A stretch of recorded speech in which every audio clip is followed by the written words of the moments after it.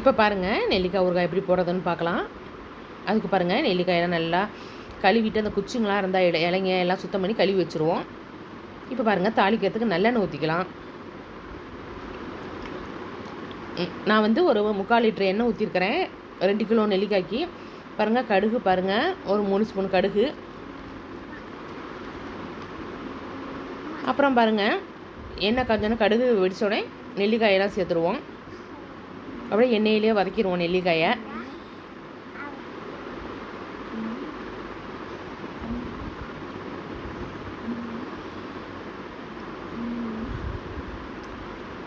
அப்படியே பிரட்டி விடுவோம். அப்போ தான் எல்லா நெல்லிக்காயும் நல்லா அப்படியே எண்ணெயிலே வதங்கும். பாருங்கள் நல்லா வதங்கிடுச்சு. அப்படியே அந்த நெல்லிக்காயோட கலர் மாறும் லைட் கலரில்.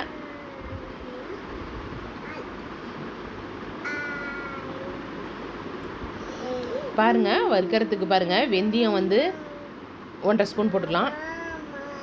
கடுகு பாருங்கள் அது ஒரு 1.5 ஸ்பூன் போட்டுக்கலாம். ரெண்டையும் வறுத்துக்கலாம்.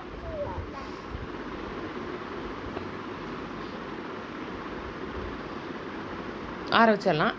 இப்போ பாருங்கள் இந்த பக்கம் நெல்லிக்காயெல்லாம் அப்படியே எண்ணெயிலே நல்லா வதக்கியாச்சு. பாருங்கள் கலர் மாறிடுச்சு. இப்போ நம்ம உப்பு சேர்த்துக்கலாம் தேவையான அளவுக்கு.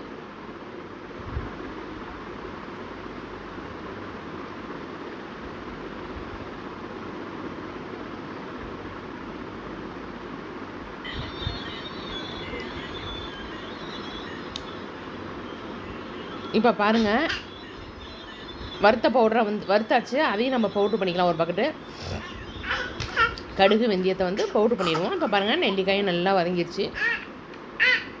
உப்பு போட்டு நல்லா வதக்கியாச்சு. பாருங்கள் இப்படி இருக்குது பாருங்கள். அப்படியே நெல்லிக்காயெலாம் அப்படியே வெந்து போயிடுச்சு பாருங்கள் கலர் மாதிரி. இப்போ பாருங்கள் இதை பொடி பண்ணுறதுக்கு மிக்ஸி ஜாரில் சேர்த்தாச்சு.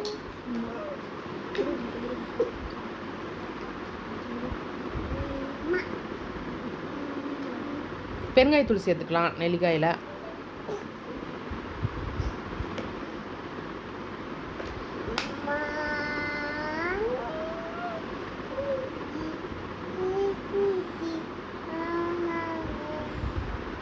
இப்போ பாருங்கள் மிளகாத்தூள் சேர்த்துக்கலாம். நான் ஒரு 6 ஸ்பூன் சேர்த்துருக்கிறேன். நம்ம பத்தலைனாலும் அப்படி எண்ணெயில் இருக்கும்போதே நம்ம வந்து இன்னும் 1 ஸ்பூன் 2 ஸ்பூன் காரம் பார்த்துட்டு சேர்த்துக்கலாம். ஏன்னா ஒவ்வொரு மிளகாத்தூளும் ஒரு காரம் இருக்கும். இப்போ பாருங்கள் அடுத்து வறுத்து நம்ம பவுட்ரு பண்ண பொடியை சேர்த்துடலாம். இப்போ பாருங்கள் நல்லா அப்படியே சிம்மில் வச்சு ஒரு 2-3 நிமிஷம் நம்ம அப்படியே அந்த மிளகாத்தூள் கடுகு வெந்தயம் எல்லாம் அப்படியே இந்த நெல்லிக்காய் இருக்கிற வரைக்கும் நம்ம அப்படியே சிம்மில் வச்சு நம்ம அப்படியே சுண்ட விடுவோம். இடையில கிண்டி விடுவோம். பாருங்கள் நல்லா டேஸ்ட்டான நெல்லிக்காய் ஊறுகாய் நல்லாயிருக்கும். சாம்பார் சாதம் தயிர் சாதம் எல்லாத்துக்கும் செம்மையாக இருக்கும்.